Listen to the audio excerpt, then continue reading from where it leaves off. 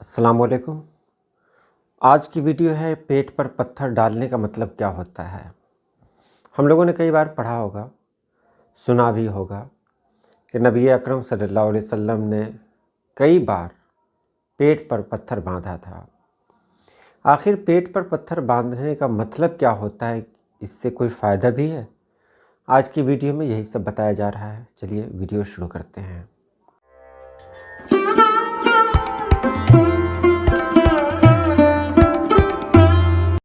پیٹ پر پتھر باندھنے کا مطلب عام طور پر ایک تاریخی اور استعاراتی عمل سے ہے جو شدید بھوک یا فاقہ کشی یعنی روزہ یا غربت کی وجہ سے کھانا نہ ملنے کے دوران کیا جاتا تھا۔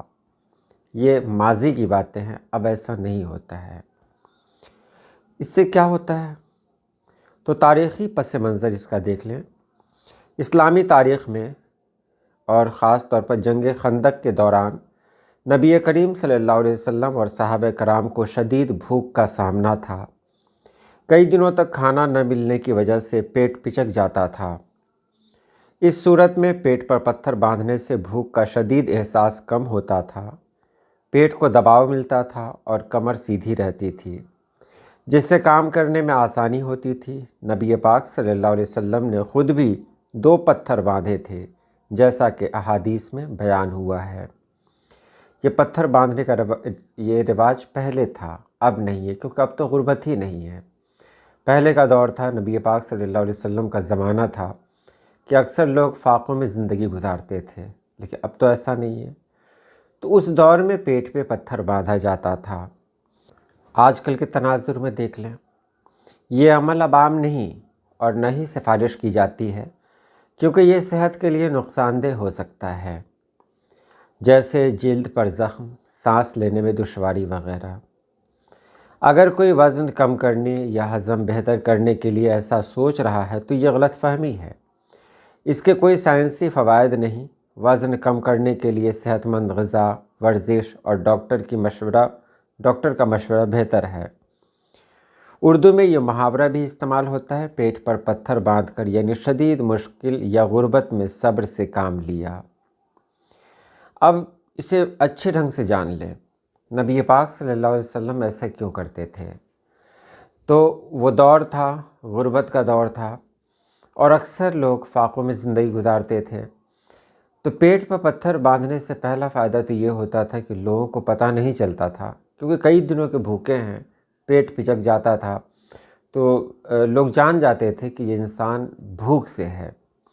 تو اپنے آپ کو اس احساس سے، یعنی یہ سوچ کر کہ دوسروں کو پتہ نہ چلے کہ میں کئی دنوں سے فاقے سے ہوں، بھوکا ہوں، تو یہ سوچ کر بھی پتھر باندھتے تھے۔